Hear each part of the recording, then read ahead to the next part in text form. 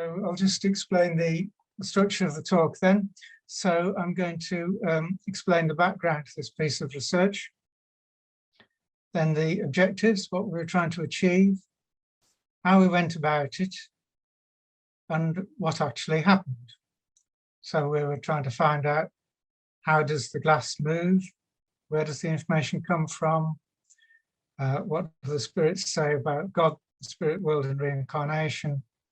And come up with some sort of demographic analysis from the information received. And then have a look at any conclusions which we were able to come to or not able to come to. Okay, so the background, first of all, a small group of us, that is members of ASSAP and CPSG, Chesterfield Psychic Study Group, got together to try and experimentally research the table tilting phenomenon. And we did this for a number of months, but apart from some slight movement on one occasion, we couldn't actually get it to work. I found out somewhat later that I think we'd gone about it the wrong way. Apparently the thing to do is to do it in complete darkness and not worry to start with about whether anyone's cheating or not. But we actually did it with a red light, and maybe that's why we couldn't really get it to work. But having come to the conclusion that we weren't really getting anywhere, we decided to take a step down and try the Ouija method instead to see if that offered any potential for research. So it was, in fact, easier to get results. We thought they might have given us some advice on how to get the table tilting working. That didn't happen. So we stuck with the Ouija method. There's information available on the web about the basics, the history and the sale of Ouija boards, but there seems to be a dearth of literature on researching how the phenomenon works. So the objectives then, we were trying to understand how the glass moved, trying to find out where the information we got came from, to get the views of the communicators on spiritual matters, and to analyse the chronology, geography and other characteristics of the communicators. A number of you might be thinking, well, this is quite a dangerous phenomenon, because it's fairly well known that a lot of people have tried the Ouija and found that it gives problems. For example, when I was in my 20s, a friend of mine described how when he was a teenager, that he had a go at using the Ouija with some friends. And they said, can you give us a message? Which is not what you do, but that's what they did. And the message they got was death. And they said, when's this going to happen? And it said 7 days. And they said, who does this information refer to? And it spelt out my friend's initials. So then, as you can imagine, he was scared stiff that he was going to die a week later, even though he was only a teenager. In fact, a week later, his father died. And his father had the same initials as my friend. So in fact, the information was correct precognitively, but in the meantime, it had scared him silly, and he was determined not to use this method again. So that's the sort of thing that can happen if you go about it in the wrong way. Another example is given in Michael Bentine's book, The Door Marks Summer. I'm sure you'll all know that Michael Bentine used to be the president of ASSAP. And he describes in the book how a publican friend of his used the Ouija to get a winning horse in a horse race. And it won, and he won some money. And he thought, oh, this is good. So he did it again, got another winning horse, won some more money. And kept on doing it because the information was always correct. But he became so reliant on this method and he always consulted it before making any decisions. So eventually, he literally went out of his mind. He never used his own mind to make decisions. He always consulted the Ouija, and the Ouija communicator made the decisions for him. And because he went out of his mind, he ended up in a mental hospital. So again, that is a word of warning, a word of caution as to what not to do. However, we took a number of precautions to avoid these problems, and I'll describe presently the precautions that we took. In the meantime, I'll describe how we did it. So I've never actually seen a real Ouija board, but I've seen them on television, and they seem to be fairly compact, designed for 2 people. We really wanted this to be a bit more of a group activity. So we used the tumbler and alphabet method, which is essentially the same. So this is a makeshift Ouija board. So we use lettered cards, as you can see on the slide there, from a Can You Go game, distributed around the edge of the board, and used a glass, a spirit's glass, of course, inverted, upon which we pressed our touched our fingers, and hoped that the glass would move around to spell out the information. So there were, in fact, 4 of us around the table. There were extra cards indicating yes, no, goodbye, and don't know. And a 5th person sat at a separate table, acting as the scribe.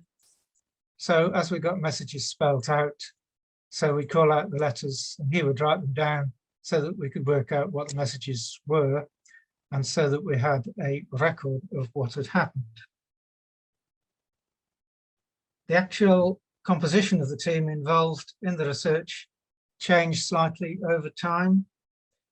I and former ASSAP member Mike Rush were involved throughout, and several others were involved for part of the 3-year period that we did these experiments. So we met at my house once a month over 3 years to do these experiments. The other people who were involved for part of the time were CPSG members Ernie and Betty Maycock, Clive Ellis, Debbie Martindale, John Lavender and Brian Royce Dexter, and also ASSAP members Simon, Philip and Nicola Royce Dexter. So obviously we wanted to avoid the problems that I mentioned. I've even heard on the odd occasion of someone using the Ouija method and it being followed up with poltergeist activity in the house. So what did we do to avoid these problems? We ensured that everyone who participated had the right motivation in mind.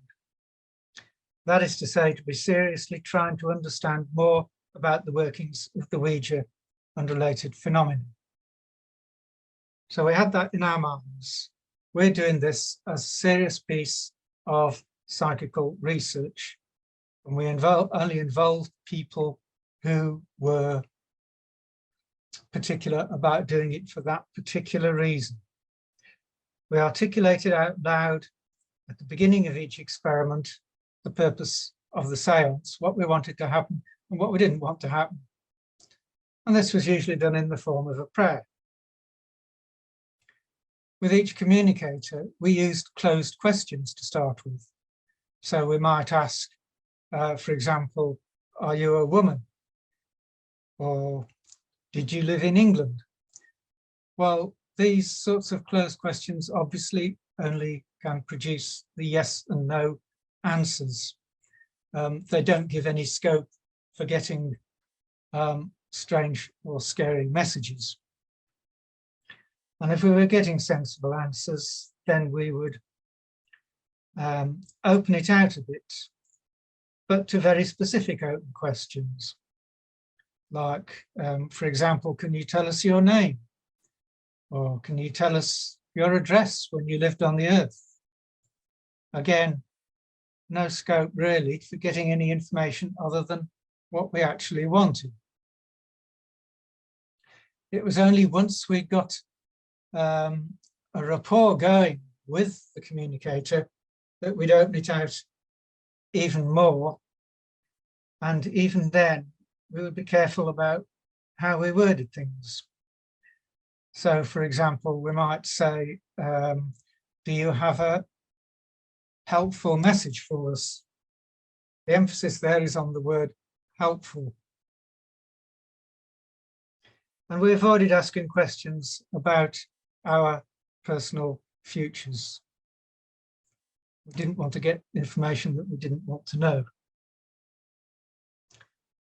After the first 3 experimental seances, it became clear that it was worth devising a sort of script of standard questions to be asked of each communicator, as it was found to be difficult to quickly devise sensible questions on the fly when momentum had built up. So if you've got going with a communicator, you don't want to suddenly run out of questions and it all falls flat. You want to make the most of that opportunity for communication. So the script queried such matters as the gender and name of the communicator, together with the time period and location of his or her life, etc.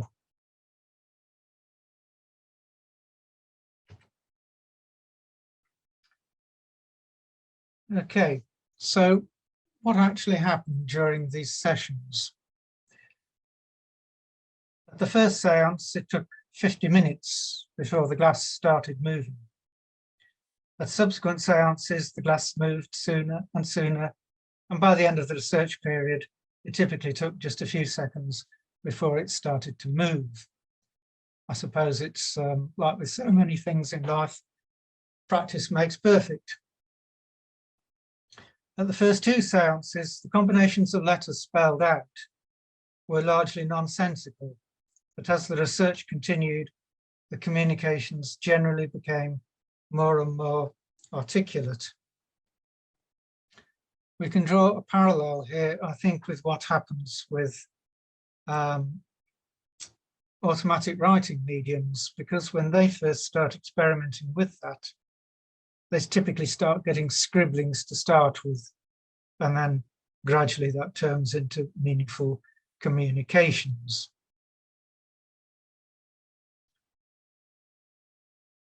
After we worked through the standard script with each communicator, on a number of occasions, we'd proceed to concentrate on attempting to throw light on a specific aspect of this research via particular tests or questions.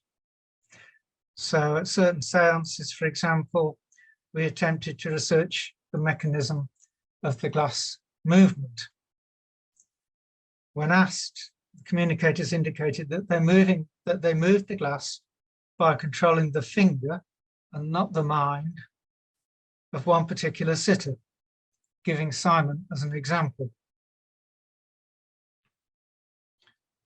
This hypothesis was tested empirically and found to be true by placing different combinations of sitters' fingers on the glass. For example, when only the fingers of me or John or Nicola were on the glass, no movement occurred. So it became clear that the fingers of certain persons could be used to produce a movement, but not the fingers of other people.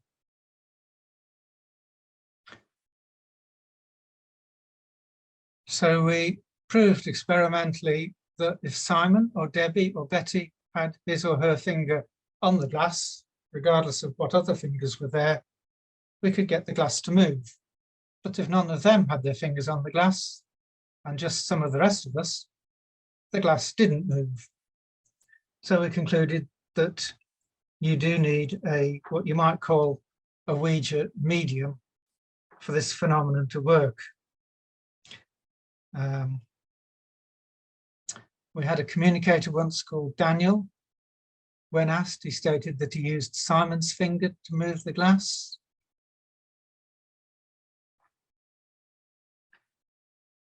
So having worked out who the mediums were we did an experiment where Simon was the only person with a finger on the glass who was a medium, right? The rest of the fingers belonged to those of us that weren't mediums. So we knew if any movement took place, it would be through Simon. So we blindfolded him. And when he was blindfolded, we still got sensible answers, but with more spelling mistakes.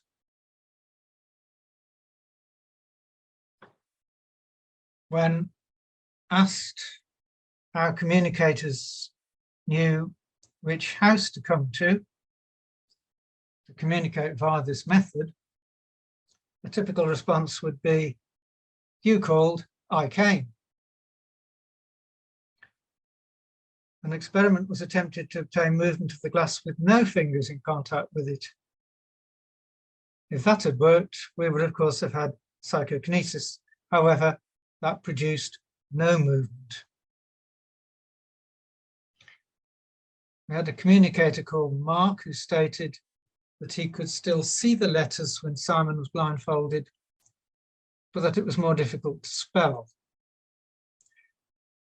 So these people seemed to be able to see what was on the table and direct Simon's finger, but found it more difficult when they couldn't use his eyesight.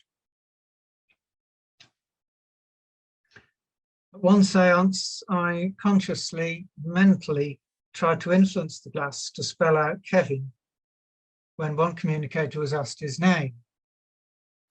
However, the name Billy was spelled out, implying that the thoughts in our conscious minds didn't lie behind the information conveyed. We did experiments in which a particular experimenter would write down a question hidden from the other experimenters and then concentrate on it. The intention being to see whether the controlling intelligence of the glass movement could telepathically pick up the question and answer it. However, these attempts were unsuccessful, the answers being unrelated to the questions. So, in other words, the communicators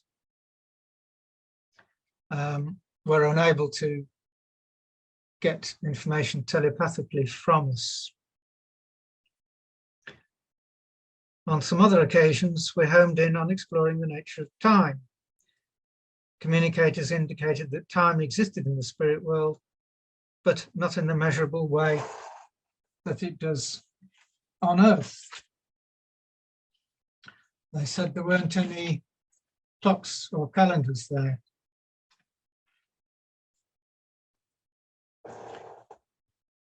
We had a communicator called Muxar, who, when asked whose finger he's controlling, moved the glass to Simon.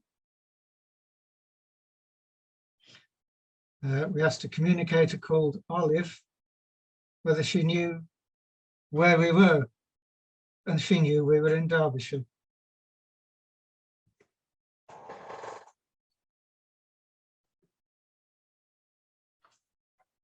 So we tried to see if communicators could foretell significant world events. And some communicators declined to do so. But and these experiments, by the way, took place between 2002 and 2005.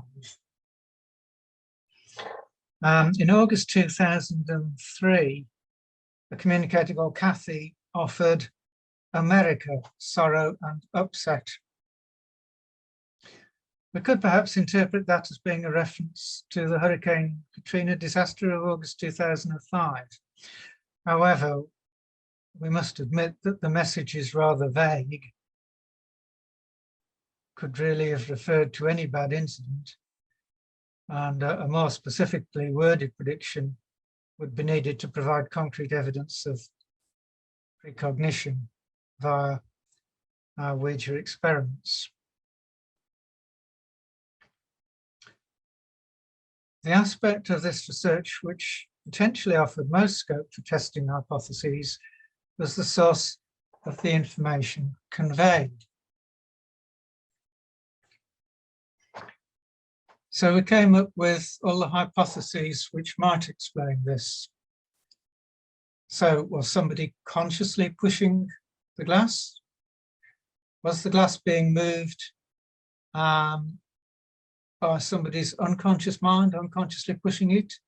Was the information coming via super ESP? Was it coming from bona fide spirits? That is to say, the spirits they claim to be. And the spirits usually seem genuine, but it's difficult to get objective proof of that. Or was it what we might call incognito spirits? Spirits that were spirits, but not the spirits they claim to be.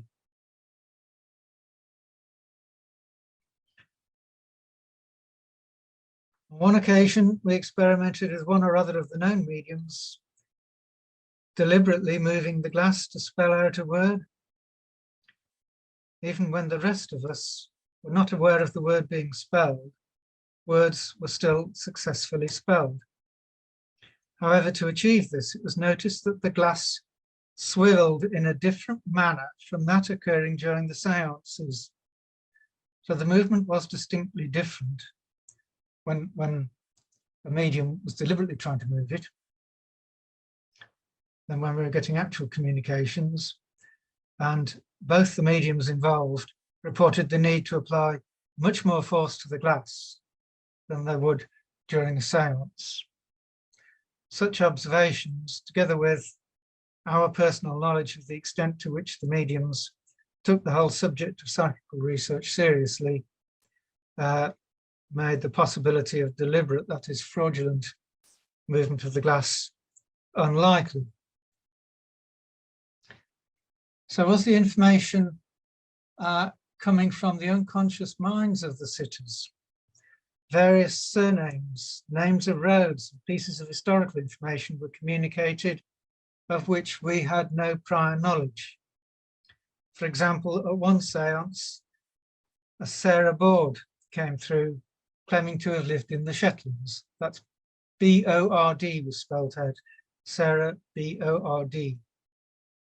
None of us had ever heard of the name Board, but follow-up research on the web revealed that Board was a name used in the Shetlands for a plank or board, that it had other meanings in Gaelic, that it is used as a surname even today, that a Sarah Board had died in America, and that there had been at least 2 people by the name of Board in the Shetlands. At other séances, addresses previously unknown to the communicators were given. For example, now I'm going to make reference to specific communications. Those of you, if anybody's following this on a smartphone, I guess the printing might be too small to see, but I will describe the pertinent aspects of what happened. So we had a communication from somebody called Jay Porter, and she said she lived at 3 Norton Terrace, Huddersfield. And none of us had ever heard of such an address, but when we had a look afterwards, we found such an address did exist. Another example was that a communicator called June Bagshaw said she lived at 42 Kirkdale, which we assumed she meant Kirkdale Road, Oldham. Again, we hadn't heard of that address, but subsequent research found that there is a Kirkdale Drive in Oldham.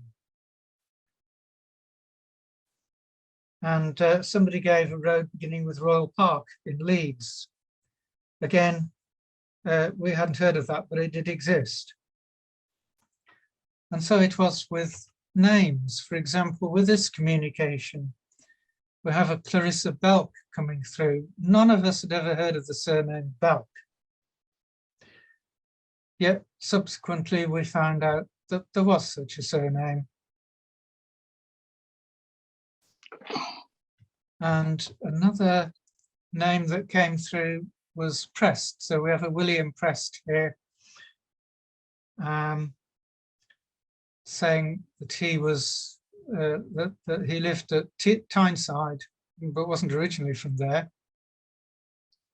We hadn't heard of a surname Prest or any connection with Tyneside.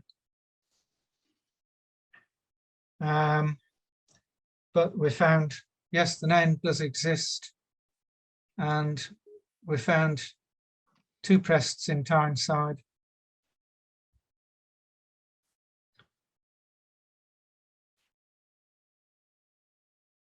Now, this chap, William Prest, said that he was with the 1st Dragoons and that he was stationed in India in 1904, and the British Army were fighting the Indians at the time.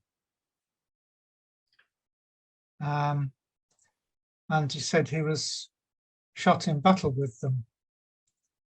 Well, of course, we knew that Britain had battles with the Indians in the early 20th century, but we did not know specifically that the 1st Royal Dragoons were there in 1904 fighting.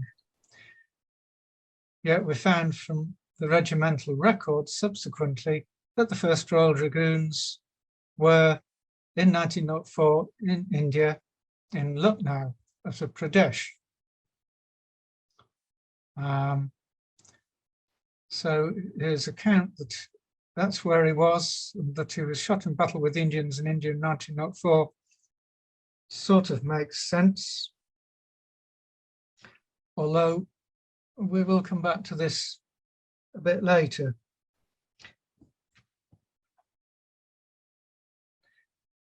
But the point is that we didn't know any of this information, and only follow-up research found it was right. Whereas if the information had been coming from the unconscious mind of one of us, then that would indicate that the second hypothesis could have been correct. Just about, wait a minute, I've got a Zoom meeting on. No, it's all right, mate, wait a minute, I'm gonna, yeah, it's playing up, don't mate, I've got to mute myself, hang on. I think somebody needs to mute himself. At one seance, a communicator by the name of Claude, or as he claimed to be German, presumably Clauder, claimed to have been the German captain of a ship. So I asked him several questions in German, to which sensible answers were received, despite the fact that the only mediums in contact with the glass were Simon and Debbie. And Simon had no knowledge of German, and Debbie had insufficient knowledge of the language to understand some of the questions I was asking. So the fact that we got sensible answers to those German questions, again, implies that the explanation for this is not unconscious pushing.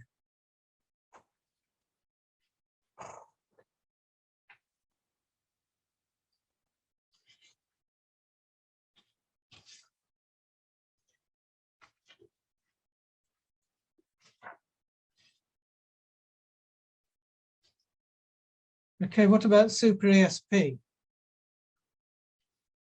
So we've got the idea of a sort of cosmic database, possibly, rather than individual spirits coming through. Yes, something to consider. So as an example here of our questioning, we asked a communicator called Muxar whether he'd be willing to try to move the glass with no fingers on it. And his reply was, why? And when we asked a communicator called Kathy, who claimed to have died as an old lady, was asked how old she looked to other people in the spirit world, her reply was, how old would you like me to look? I guess implying that spirit people can make themselves look like whatever they want to.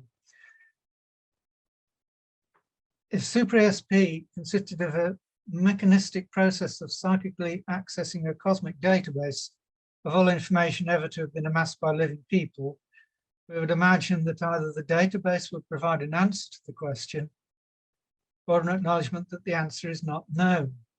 The concept of answering a question with another question, especially a rhetorical one, as per my last example, doesn't seem to fit with the idea of a mechanistic process. It's the sort of thing that a person would do. Another indication that super-ESP was not the explanation was the incorporation of humor into some of the communications. For example, when a spirit called Adam indicated that he designed wings for flying machines, and Mike asked what the flying machines were used for, he replied, flying. And when asked what the cause of his passing was, he replied, dead. Similarly, a facetious remark by Simon, resulting from the habit of Olive of addressing different sitters with the endearments dear and love, produced a response of stop moaning. And a later comment from Simon, as a result of the particularly strong rapport that built up between this communicator and the sitters, that he would like to take Olive home with him, produced a response of, well, you can't, so there. Humour is surely a characteristic of the human personality, thus implying that a personality was more likely to be behind the communications than a mere mechanistic process. So you can see that we tried various experiments and tests and questions to try and narrow this down. And all that was left really was the idea that it really was spirits, which they claimed to be, that were communicating. Many of these spirits helpfully provided personal details which offered the opportunity of post-séance research using demographic records. And I'm grateful for the help of Simon and John with that. Typically, the initial research using genealogical websites and street maps would indicate that someone of the given name could have lived at the relevant period in time and that such an address existed. An example is James Tufnell of 32 St. George's Road, Hull, who came through in September 2005, claiming to have died in 1906. And we did find in the genealogical records that chap of that name, of that address, who did die in that year. But this was the exception. Another example was that on one occasion, an auntie of Debbie's came through, Debbie's mother, Vera, and made reference to the youngest grandson, Thomas. And the communication between Debbie and the person claimed to be her mother led Debbie to conclude it really was her mother that was communicating. That was really the only personal communication we had. We weren't specifically looking for personal communications. This was trying to be a piece of research after all. But most of the time, when we looked up the genealogical records, we could not pin these people down. So, for example, if we go back to William Prest, we found a couple of people of that name living in Tyneside who were not born there and about the right age for a soldier in 1904, although it gives different occupations.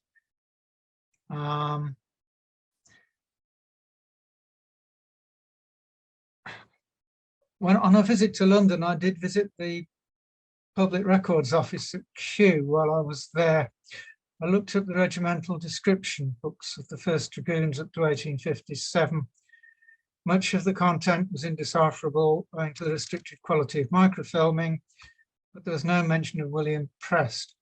However, the regimental description books for the later period, when he was more likely to have been in the army, don't exist. I also looked at the casualty book of the 1st Dragoons, which went from 1850 to 1910. So that does include the period when he claimed to have died, but there's no mention of a William Prest, which is a bit odd, as he claimed to have died in 1904. So you can see we've got pieces of a jigsaw here that don't quite fit.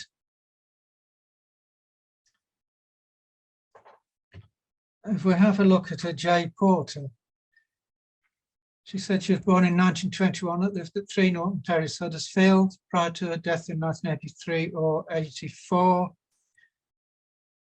But when we looked up various sources of information, we couldn't find anyone of that name.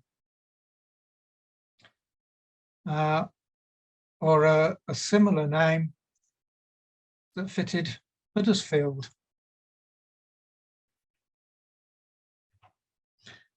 We had a June Bagshaw come through. She said she was born in 1910 or 11 and lived at 42 Kirkdale something Oldham prior to her death in 1989. Well, the address existed, but we could find no trace of a Bagshaw in Oldham on ancestry.com or mytrees.com. The nearest match was a Joan Bagshaw. Date of birth is different, and the city where she died is different. And the International Genealogical Index makes no mention of a June Bagshaw. So you can see the problem we had in trying to pin these people down. So we have here communication from a Clarissa Belk, who claimed to have lived at Riverside Farm, Newark in Nottinghamshire prior to her death in 1901. We found 3 Clarissa Belks in Nottinghamshire in the 19th century. A Riverside Road existed, but no trace of a Riverside Farm. But it's possible the farm was no longer existed, or it's changed its name or its role. We did find a Riverside Guest House and a Riverside Kennel or Cattery. But the 1901 census makes no mention of a Clarissa Belk.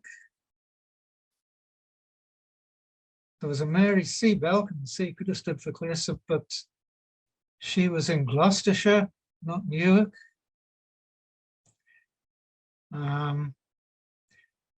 It's possible that she died earlier in 1901. She may have been inaccurate about the date of death. So we looked at the 1891 census. Again, we couldn't find a Clarissa Belk, but found a Frances C. Belk. And again, the C could have been Clarissa, but she lived in Yorkshire, not Nottinghamshire. And the register of deaths included the name Belk, but none who died in 1901. So this was like kind of quite puzzling to us, really. So why, for example, did J. Porter apparently helpfully volunteer all the information asked of her, including her occupation as an Anglican nun, her views on the inaccuracy of the Bible in relation to what she found in the spirit world to be like, her year of birth, her age at death, and her final address, when the electoral registers showed her not to have been resident at that address? Why was this detailed information coming through for which there was no verification? It was very puzzling. Invariably, the communicators came across as being genuine, well-meaning personalities.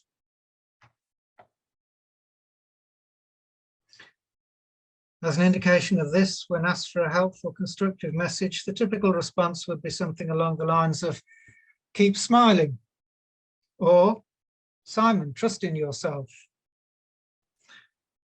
However, were the information to have come from the spirits that communicators claim to be, we would have thought that their personal details would have matched those in the demographic records, which most of the time wasn't the case, as you can see. So why wasn't it the case? Well, maybe some communicators were incognito spirits pretending to be different spirits. Maybe they were bona fide spirits who were too confused in their afterlife state to be able to accurately memorize such details as their year of death or exact address. Or that maybe that the personalities had incarnated more than once and had confused details of one life with those of another, maybe given a name from one previous incarnation, but an address of another previous incarnation. That last explanation was given in trance when Simon's spirit guide, Adam, was asked about these anomalies. And I'll briefly mention about Simon's trance later.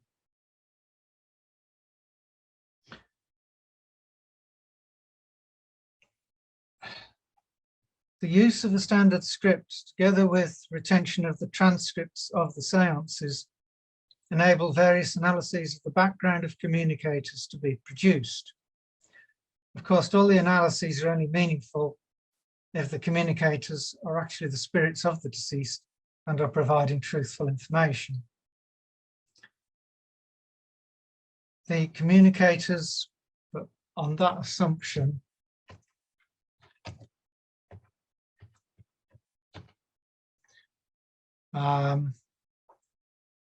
the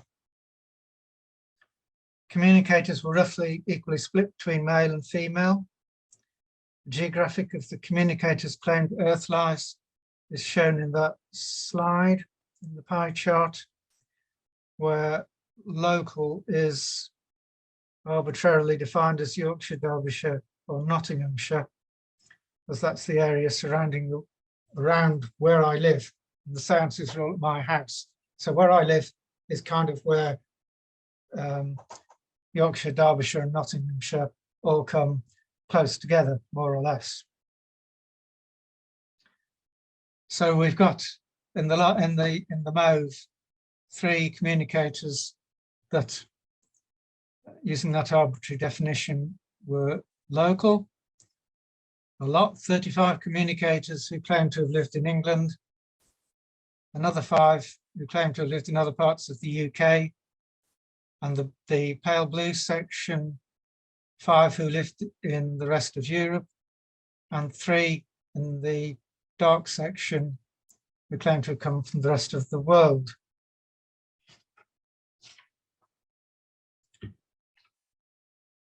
In terms of a chronologic analysis, we had a look at when their claimed years of death were. It'll be seen that the majority of communicators claim to be the spirits of people who lived in the 20th century.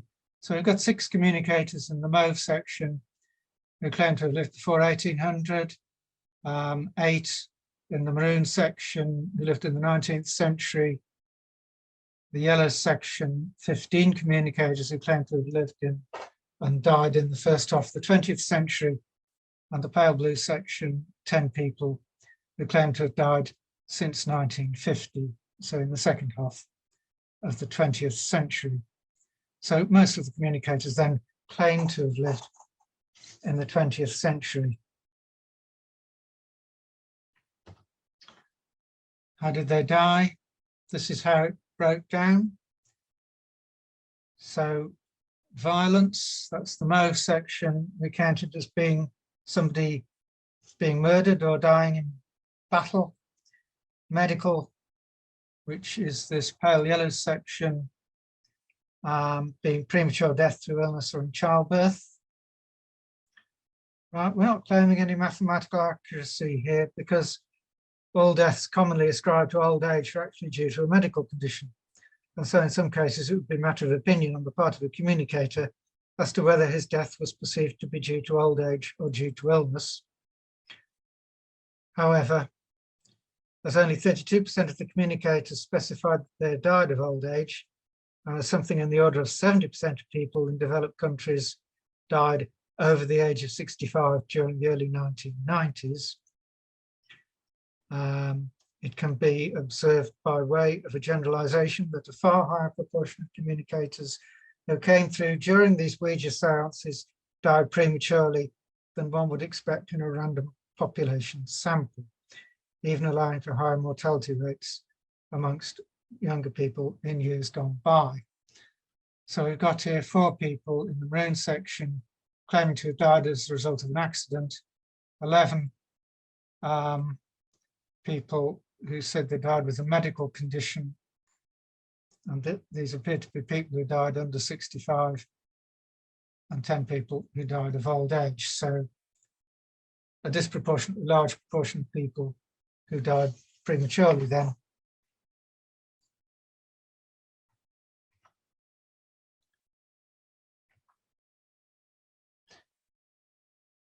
Okay, so whilst gaining the communicator's views on spiritual matters was not strictly a research task, as there was no way of corroborating the results, it was nevertheless felt to be worthwhile for general interest purposes.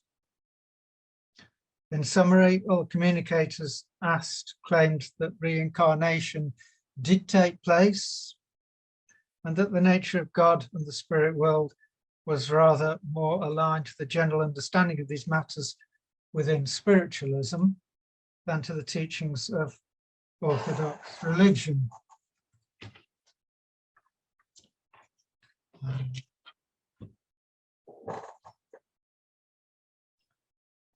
So they said in the spirit world, you don't need to sleep. People have specific tasks to do, that they usually communicate telepathically, that they can move objects with their minds or their bodies. So these would be their etheric bodies, of course. And they don't come into contact with unpleasant people, implying there are different spheres or dimensions for nasty people and normal people. Mike, perhaps rather naively, asked whether God was a person, and the answer was that God isn't a person as such. So thereby implying more, as per the spiritualist understanding, that God is a power rather than a person, and that God did not create the earth, which of course is the scientific understanding. Scientifically speaking, no doubt the earth was created the same way as all the other planets in the universe.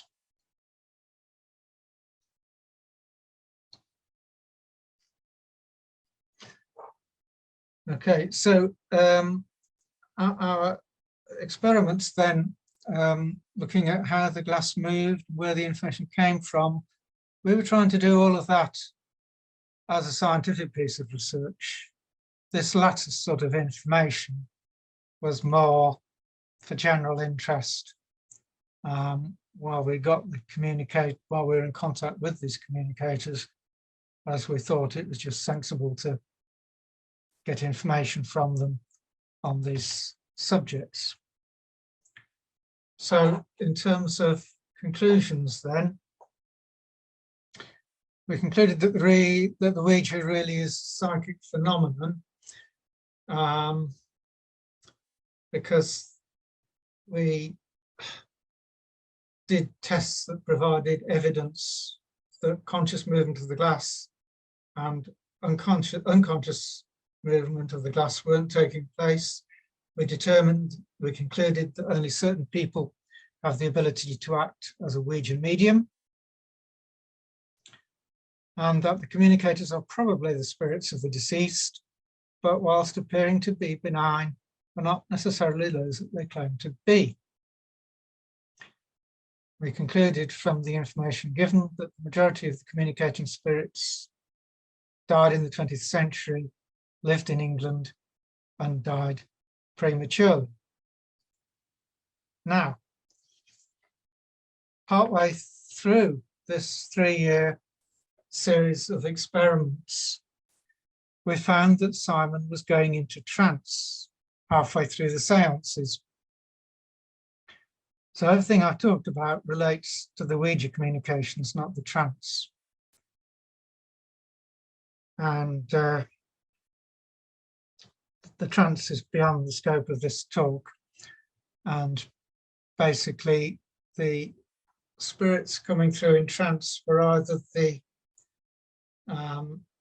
spirit guide of the medium, Simon, who was called Adam, or more usually, what appeared to be earthbound spirits. And as things developed, the circle became effectively a rescue circle or spirit counseling circle. And we couldn't see any research possibilities with that, unlike with the Ouija. And eventually it became all trance.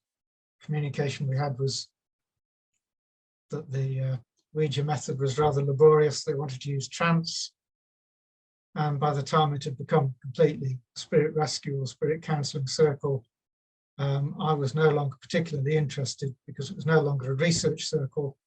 And so I dropped out of the circle at that point. So that's what we did. So if anyone's got questions, I'll try and answer them. Thank you very much for a very interesting talk on Ouija boards.